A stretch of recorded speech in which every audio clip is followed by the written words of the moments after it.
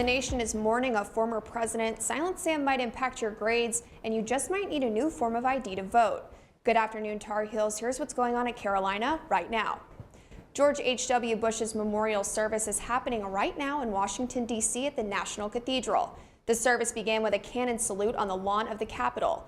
Jimmy Carter, the Obamas, and Clintons were all in attendance. President Bush will be laid to rest beside his wife at the George H.W. Bush Presidential Library in Texas. And CIA Director Gina Haspel briefed senators about the murder of Washington Post journalist Jamal Khashoggi yesterday.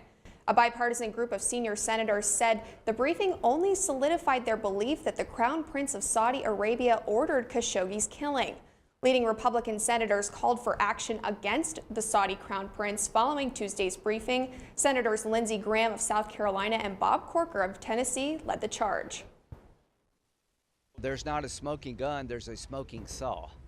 You have to be willfully blind not to come to the conclusion that this was orchestrated and organized by people under the command of MBS, and that he was intricately involved in the demise of Mr. Khashoggi.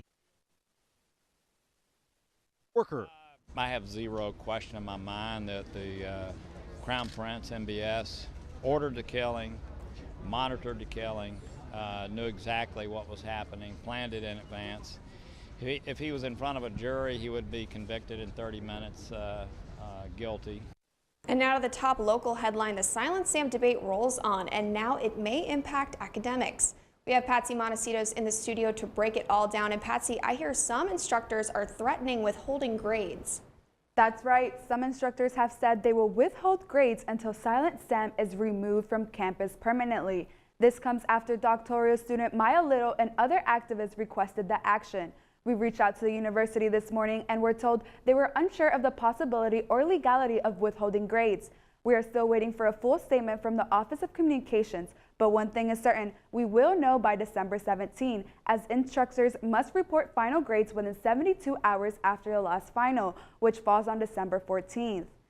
And back to Maya Little, she was charged with 2 misdemeanors for her role in the most recent protest, inciting a riot and assaulting a police officer. This is her 3rd charge in connection with Silent Sam protests. Little turned herself in Tuesday afternoon and tweeted, "UNC and its police are continuing to silence, abuse, and retaliate against activists." According to police, there was one other arrest related to Monday's protest. Back to you. Well, believe it or not, one House race in the midterm elections is still not over. In one tight race in North Carolina, a number of suspicious absentee ballots were found, leading the state election board to hold off on calling a winner and launch an investigation. At the moment in the 9th congressional district race, Republican Mark Harris is leading Democrat Dan McCready by 905 votes. The chairman of the state Democratic Party, Wayne Goodwin, weighed in on the results. This election has been tainted, and it is vital to our process of elections, to the candidates, and most importantly to the voters, to find the truth. And I think it is, regardless of what the number may appear to be now, it is not clear that is the actual number. If North Carolina elections officials determine there were improper activities, it could lead to a new election. And while some races have yet to be called, the General Assembly is already looking toward 2020. The controversial voter ID bill is set for a full House vote today after clearing 2 House committees on Tuesday. The bill would a photo ID issued by the Board of Elections. Voters can use new ID along with a driver's license, military ID, or any other valid form of photo identification. It's going to cost the state around $17 million to implement the new ID over the next 5 years. The $17 million includes voter education, temporary jobs at the State Board of Elections, and equipment for DMVs to produce the IDs. And lastly, I'm sure you don't need a reminder, but it's the last day of classes. We have loved covering Carolina for you this semester, and we'll be back at the start of the new year. Thank you so much for tuning in, and we'll be back real soon.